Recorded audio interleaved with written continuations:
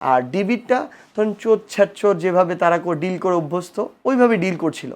এবং এইটাকে আমাদের কাছে প্রেশার মনে হচ্ছিল না, বরং মনে হচ্ছিল যেই কাজগুলো করছে ওদের বিরুদ্ধে গেছে। হ্যাঁ, মানে তাদের বিরুদ্ধে যাবে, মানুষ সেন্টিমেন্ট হাস্যকর মনে হয়, খুবই হাস্যকর মনে হবে।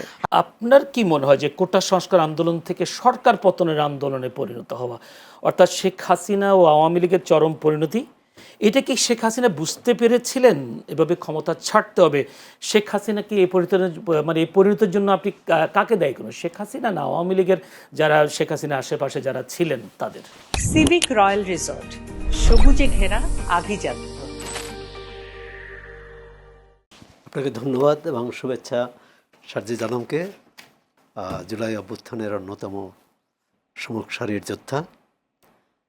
আসলে এটার কোনো সরকারের যদি নির্বাচিত হোক বা অনির্বাচিত হোক, জনগণের যে মনের ভাষা যদি পড়তে না পারে, তাহলে যে পরিণতি হওয়ার কথা সেটি হয়েছে। একটা ছাত্রদের একটা ন্যায্য আন্দোলন, সেটা কিভাবে মোকাবেলা করবে, কিভাবে সামাল দিবে, এটা যদি যে সরকার না জানে, যে সরকার আত্মম্ভরিতায় থাকে, বিভোর থাকে, সেই সরকারে বা সেই ধরনের সরকারের পক্ষে এটাই স্বাভাবিক। এক্ষেত্রে আওয়ামী লীগ সরকারের সময় কী বলা হতো? শেখ হাসিনা এই দেশ চালাচ্ছে, মন্ত্রী প্রতিমন্ত্রী বা উপদেষ্টা এরা কেউ কিছু না, দলের মহাসচিব বা কেউ কিছু না, শেখ হাসিনা। তো সুতরাং এই দায় তারই। এবং তিনি বুঝতে পারেন না, তিনি ভাবছিলেন যে রাষ্ট্রযন্ত্র দিয়ে পুলিশ, সেনাবাহিনী, বিজিবি, র্যাব ইত্যাদি দিয়েই এই আন্দোলনকে দমন করা যাবে। সারজিৎ যেমন বলছিলেন, আন্দোলনটা ধাপে ধাপে সামনে এগিয়েছে। প্রথমে এটা ছাত্রদের মধ্যে ছিল, বিশেষ পরীক্ষার্থীদের মধ্যে ছিল, তারপর সাধারণ ছাত্রদের মধ্যে, তারপর এটা গণমানুষের আন্দোলন হলো। এই যে 16ই জুলাই থেকে এটা গণমানুষের আন্দোলনের রূপ নিল, যেটি তৎকালীন যে ক্ষমতাসীন তারা এটা বুঝতে পারেনি, তারা যে পদক্ষেপ নিয়েছে সেটাই তাদের বিরুদ্ধে গেছে। কিন্তু আপনার কি এটা মনে হয় কিনা সেই সময় যে আওয়ামী লীগের সাধারণ সম্পাদক ওবায়দুল কাদের বলেছিলেন এই আন্দোলন দমাতে ছাত্রলীগই যথেষ্ট, এটা কি আমার প্রশ্ন হচ্ছে এটা কি শেখ হাসিনা এই কথা তাকে বলতে বলেছিলেন নাকি তিনি নিজে থেকে বলেছেন বলে মনে হয় আপনার? তখন বললাম তো, আওয়ামী লীগের যে র্যাঙ্ক অ্যান্ড ফাইল, আওয়ামী লীগের যে নেতৃত্ব, সেটা হচ্ছে এক ব্যক্তিকেন্দ্রিক। আমাদের রাজনৈতিক সংস্কৃতিটাই অনেকটা তাই। সারজিদ আলমরা ভাঙার চেষ্টা করছেন, কতটা ভাঙতে পেরেছেন আর সেটি বিষয় আছে। আমাদের রাজনৈতিক নেতৃত্ব কিন্তু এক ব্যক্তিকেন্দ্রিক, এবং নেতা কী ভাষা বললে খুশি হবেন এটাই চিন্তা করেন, যে এটাতে উস্কানিমূলক, যে ছাত্রলীগই যথেষ্ট। এর আগে আমরা আরও অনেক উস্কানিমূলক বক্তব্য শুনেছি, কিন্তু এটি একটা বিস্ফোরণ তৈরি করেছে, একটা কি বলে, একটা স্ফুলিঙ্গ জ্বলন্ত দাবানলে পরিণত হয়েছে। এবং মানুষ দেখছে যে শিক্ষার্থী তারা তো ক্ষমতার জন্য রাজনীতি করে না, তারা তাদের ন্যায্য অধিকার, আর যে আইনটি এই সরকারই প্রতিষ্ঠা করলো যে কোটা থাকবে না প্রথম ও দ্বিতীয় শ্রেণীর, সেটি একটি আদালতের কি বলে একটি রিটকে সামনে এনে এটা বাতিল করা, এটা দুরভিসন্ধি ভাবছে শিক্ষার্থীদের, বিশেষ করে যারা বিসিএস পরীক্ষা দেন তাদের বঞ্চিত করার একটা অভিসন্ধি ভাবছে। সুতরাং সবটা মিলে বিস্ফোরণ। আর এর পিছনে কাজ করেছে 3টি নির্বাচন, মানে জবরদস্তির নির্বাচন, প্রহসনমূলক নির্বাচন, আর মানুষের গণতান্ত্রিক অধিকার। পৃথিবীর অনেক দেশে কিন্তু এই নির্বাচিত না হলেও, নির্বাচন না থাকলেও গণতান্ত্রিক মানুষের যে মৌলিক অধিকার, এই অধিকারের উপর হস্তক্ষেপ করে না। আমাদের এখানে তো নির্বাচিত সরকারও করে, অনির্বাচিত সরকারও করে। আর যে বিষয়টি হচ্ছে ছাত্রদের আন্দোলন, তারপর কি করলো? 6 জনকে, আপনিও ছিলেন না, 6 জনকে ডিবি অফিসে নিয়ে গেল, এবং প্রতিদিন টেলিভিশনে এটা দেখানো হচ্ছে। মানুষের মধ্যে এই যে মেয়েরা নেমে আসলো, নারীরা নেমে আসলেন, এর কারণ একটা, আরও এই যে তুমি কে আমি কে রাজাকার, মানে এটি যে একটা চপেটাঘাত, এটি ওই সরকার বুঝতে পারেনি। এবং এই অবশ্যই যারা রাজাকার ছিল তাদের বিরুদ্ধে মানুষের ক্ষোভ আছে, এখনও আছে, 55 বছর পরও আছে। কিন্তু আপনি সেটা যে কোনো আপনার সুবিধা মতো ব্যবহার করবেন, মানে আপনার স্বার্থে ব্যবহার করবেন। আবার যেমন হেফাজতে যখন সরকার মনে করেছে যে তাদেরকে মোকাবেলা করা দরকার, তাদেরকে আপনি কি বলে অভিযান চালিয়ে গুলি সাউন্ড গ্রেনেড ইত্যাদি চালিয়ে করে দিলেন। আবার সেই হেফাজতের সাথে আপোষ করলেন, হেফাজত চুক্তি করলেন এবং কওমি জননীর উপাধি নিলেন। মানে এটা হচ্ছে এই যে সবিরোধিতা, এই যে ভণ্ডামি এক ধরনের, মানে এটাই হচ্ছে আমাদের রাজনীতির প্রধান দুর্বলতা, প্রধান সংকট। এই সংকট থেকে আমরা বেরিয়ে আসতে পারি দেখেছেন। আপনি যেটা বলছিলেন যে দায়টা অবশ্যই সেই সময় যিনি প্রধানমন্ত্রী ছিলেন, সেই সময় যারা নেতৃত্বে ছিলেন, এমনকি সেই সময় যারা বিভিন্ন বাহিনীতে ছিলেন তাদেরও দায়িত্ব।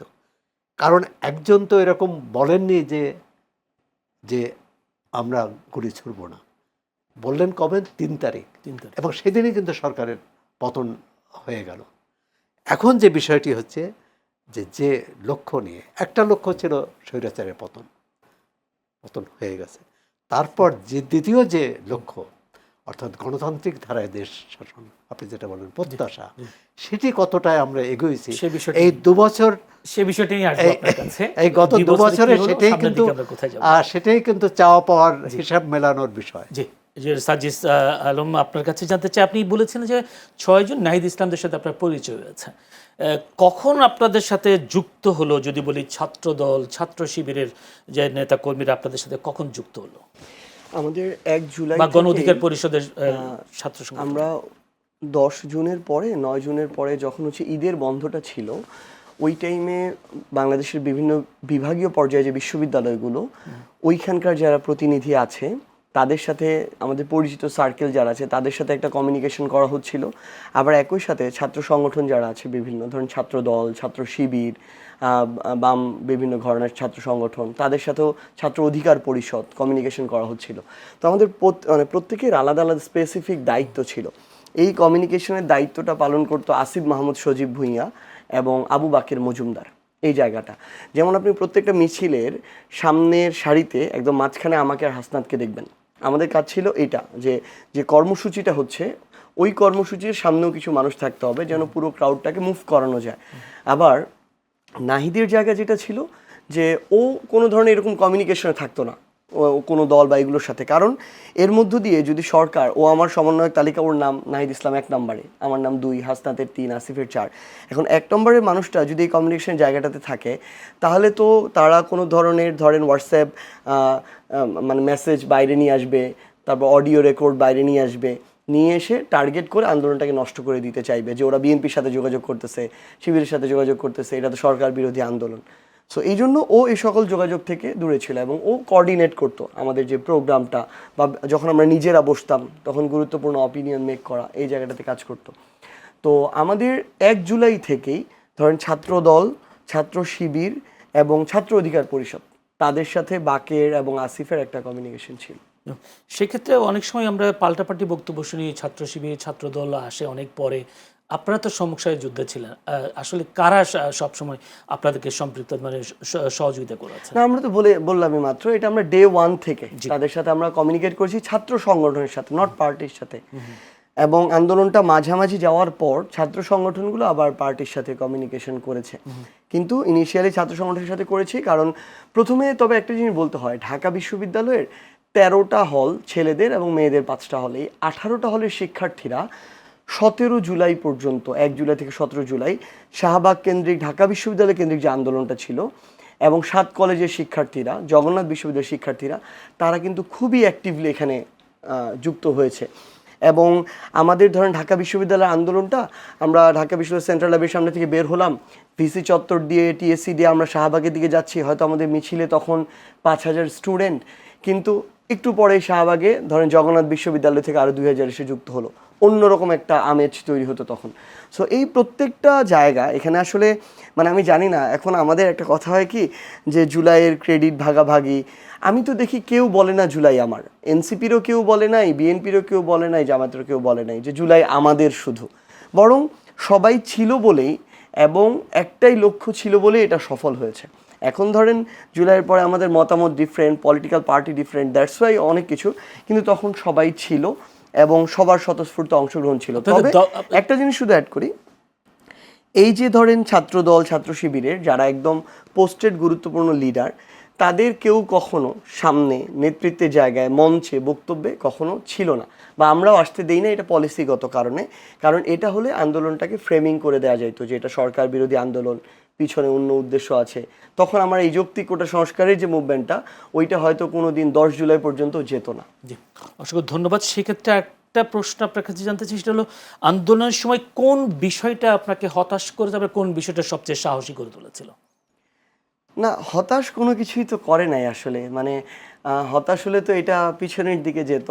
কিন্তু প্রত্যেকটা মোমেন্ট আমাদেরকে অনেক বেশি ইন্সপায়ার করেছে। মানে ধরেন আপনি দেখতেছেন যে এটা স্পেশালি শুরু হয়েছে আমাদের একদম 1 জুলাই থেকেই। 1 জুলাইয়ে তখন হালকা হালকা বৃষ্টি হচ্ছিল। আমাদের মিছিলটা আমরা সেন্ট্রাল লাইব্রেরি থেকে সামনে থেকে শুরু করে কাঁটাবন হয়ে আমরা এলিফ্যান্ট রোড হয়ে শাহবাগে আসি। তো আমরা প্রত্যাশা করেছিলাম যে আমরা সর্বশেষ যেই প্রোগ্রামটা করেছিলাম রাজু ভাস্কর্যে, এটা জুন মাসের হয়তো 9 তারিখে হবে, ওই দিন অ্যারাউন্ড আমাদের সব মিলিয়ে 1000 স্টুডেন্ট ছিল। কিন্তু ওই মিছিলে অন্তত 7-8 হাজার স্টুডেন্ট ছিল 1 জুলাই প্রথম দিন, যেটা এটা কিন্তু ঈদের লম্বা ছুটির পরে। সো এটা আমাদেরকে অনেক ইন্সপায়ার করেছিল যে হিউজ একটা মানুষ। এবং ওই দিন শাহবাগে দাঁড়ানোর কথা ছিল না, তাও আমরা 20 মিনিট দাঁড়িয়ে স্লোগান দিয়ে পরে শেষ করেছিলাম। এবং প্রত্যেক দিন এই সংখ্যাটা যখন বাড়ছিল, প্রত্যেক দিন বিভিন্ন ঘরানার মানুষ যখন আসছিল, ইভেন আমি এটা পর্যন্ত বলি, আমার ঢাকা বিশ্ববিদ্যালয়ের 13টা হলে তখন কিন্তু ছাত্রলীগ নিয়ন্ত্রণ করতো, কোনো প্রশাসন হল নিয়ন্ত্রণ করতো না। সিট নিয়ন্ত্রণ করতো ছাত্রলীগ, গণরুম, গেস্ট রুম, এভরিথিং। মানে আমি হলে থাকতে চাইলে তাদের মতো থাকতে হবে, তাদের প্রোগ্রাম গেস্ট রুম করতে হবে, অন্যথায় থাকতে পারবো না, এরকম ছিল। তো আমার হলের এক্সাম্পলটা আমি যদি দিই, ধরেন 100 সদস্যের ছাত্রলীগের কমিটি ছিল। আমার প্রোগ্রামে সরাসরি অংশগ্রহণ, পিছন থেকে সাপোর্ট দেওয়া, রাতে মেসেজ দিয়ে বলা যে তোরা প্রোগ্রামটা কন্টিনিউ কর, আমরা সাথে আছি, পিছনে দাঁড়িয়ে থাকা, মিছিলের সামনে না থাকলেও 100 জনের মধ্যে 80 জন ছিল। কারণ প্রত্যেকেই তারা এই প্রোগ্রাম গেস্ট রুমটা করেছে বা পদ নিয়েছে, অধিকাংশ এই যে 70-80%, কারণটা হচ্ছে তারা অন্তত 6টা বছর হলে শান্তিমতো থাকতে চায়, একটা সিট পাইতে চায়, কিন্তু পিছনে আপনাদেরকে সাহস জুগিয়েছিল এবং অংশগ্রহণ করেছে। প্রত্যেকটা আমার মনে হয় 2-3 জুলাই থেকে বৈষম্য বিরোধী ছাত্র আন্দোলন, ধরেন শহীদুল্লাহ হল, FH হল, মহসিন হল, এই নামে প্রত্যেকটা হল থেকে প্রোগ্রাম এসেছে। ছাত্রলীগের সকল পোস্টের যারা, তারা যদি বাধা দিত তাহলে এই মিছিলটা আলাদা করে বের হতে পারতো না।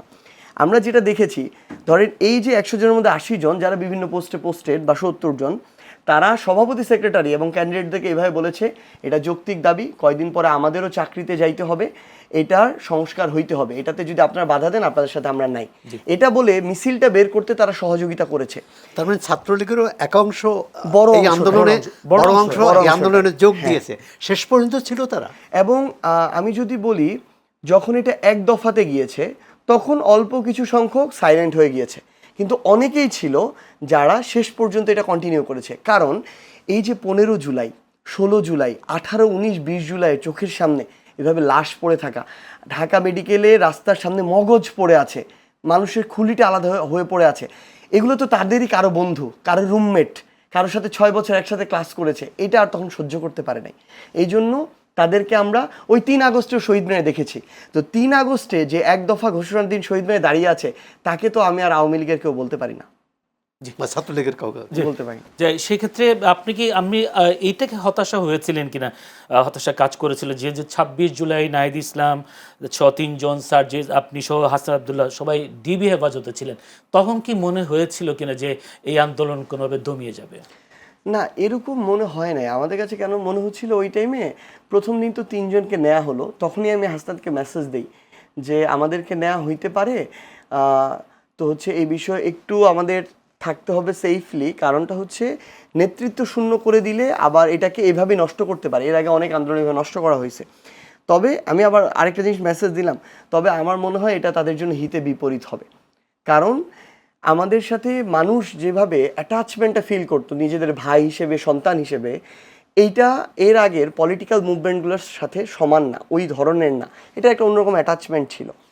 তো সেই জায়গা থেকে পরের দিনই প্রথমে আমাকে হাসনাতকে নিল এবং কিছুক্ষণ পরেই নুসরাতকে নিল তার পরের দিন। তো ওইখানে গিয়ে আমাদেরকে, মানে যেগুলোই করছিল এর আগে কিন্তু আমাদেরকে ডিজিএফআই তুলে নিয়ে যায় 18 জুলাই সন্ধ্যার পরে। যেই স্ট্র্যাটেজিগুলো ফলো করছিল ডিবি, আমাদের কাছে খুবই এগুলোকে সারফেস লেভেলের, খুবই লেইন মনে হচ্ছিল। কারণ এর আগে ডিজিএফআই যেগুলো করছিল, ওনারা তো আর্মি অফিসাররা ছিল, ট্রেইনড খুবই, খুবই প্রফেশনালি করতেছিল। ওনারা মেন্টালি প্রেশার করা, ফিজিক্যালি টর্চার করা, সব কিছুর লেভেলটা একরকম। আর ডিবিরটা তখন চোর ছ্যাচোর যেভাবে তারা ডিল করে অভ্যস্ত, ওইভাবে ডিল করছিল। এবং এইটাকে আমাদের কাছে প্রেশার মনে হচ্ছিল না, বরং মনে হচ্ছিল যেই কাজগুলো করছে ওদের বিরুদ্ধে গেছে, হ্যাঁ মানে তাদের বিরুদ্ধে যাবে, মানুষ সেন্টিমেন্ট হাস্যকর মনে হয়, খুবই হাস্যকর মনে হবে যে এদের 6 জনকে আপনি দেখাচ্ছেন একসাথে খাওয়াচ্ছেন, তারপরে আমাদের গার্ডিয়ানদেরকে নিয়ে একদিন খাওয়াচ্ছে, তারাই ভিডিও করতেছে। তারা ভিডিও কারা করতেছিল, এই ঢাকার বিভিন্ন জোনের ডিবির যারা ডিসি, ধরেন রমনা জোনের ডিবির ডিসি, মতিঝিল জোনের ডিবির ডিসি, তারা ভিডিওগুলো করতেছে। এবং আপনি দেখবেন যখন নাহিদ ইসলামকে ওই কাগজটা পড়তে দেয় তারা, মানে যেই ছেলেগুলা এই গণ অভ্যুত্থানের 36 দিন লড়াই করলো, একটার পর একটা কথা বললো, বক্তব্য দিল, প্রেস রিলিজ দিল, ব্লকেড করলো, যাদেরকে কোনোদিন 1 লাইন দেখে পড়তে হয় নাই, তাকে আপনি 3 লাইন পড়াচ্ছেন কাগজ দিয়ে, কে না বুঝবে এটা অভিনয়? আপনি তো এটা এমনি বলতে পারতেন। আমাদের তখনই মনে হয়েছে যে মানুষ এটা ধরে নিবে, এক। দ্বিতীয়ত নাহিদের তো অনেক টর্চার করা হয়েছিল, তো এই জন্য লুঙ্গি পড়েছিল, ওইটাকে ঢাকার জন্য উপরে দেওয়া হলো একটা পেপার, ডিবি হারুন নিজে এনে পেপারটা দিল, এই নাহিদের লুঙ্গিটা যেন দেখা না যায়। এরপরে আমাদের সবাইকে বললো তোমরা নর্মাল থাকো, একটু হাসবা। এটা শুনে আমার মাথায় বা আমাদের মাথায় কাজ করলো, আমাদের একটু এমনভাবে এক্সপ্রেশনটা শো করতে হবে আমরা যে আসলে নর্মাল না, ওইটা উনি মনে করাই দিল। উনি বলছে নর্মাল থাকো। তখন আমরা আমাদের মতো করে হাতে পায়ে চোখে মুখে আপনারা দেখবেন আপনার সেই সময় একটা আঙ্গুলের একটা ইন্ডিকেশন আমরা দেখেছি বা পত্রিকায় এসেছিল, আপনি এটা দিয়ে আসলে কিছু বোঝাতে চেয়েছিলেন? না, এটা ইঙ্গিত দিয়েছিল বোধহয়, মানে ওইটা তো আসলে মানে আর্মড, তারা সবাই ওখানে যারা ছিল, আমরা তো এখানে 6 জন, সামনে অন্তত 20 জন ছিল যারা এসপি র্যাঙ্কের, ডিবির ডিসি, এবং সবাই তো আর্মড ওইভাবে। এবং তারা এর আগে অনেক ধমকাইছে যে ওইটাই পড়তে হবে, একটা শব্দ এদিক ওদিক করা যাবে না, ওনারাই ভিডিও করতেছে। তো আমাদের উদ্দেশ্য একটাই ছিল, এইটুকু বোঝানো যে আমরা ইচ্ছার বিরুদ্ধে দিচ্ছি। তো যে যেভাবে পেরেছে, অনেকে পা নাড়ানো, হাত নাড়ানো, মানে আমরা বিভিন্নভাবে এটা করার চেষ্টা করেছি। অসংখ্য ধন্যবাদ। সিভিক রয়্যাল রিসর্ট, কিনুন আভিজাত্য, নিশ্চিত করুন ভবিষ্যৎ।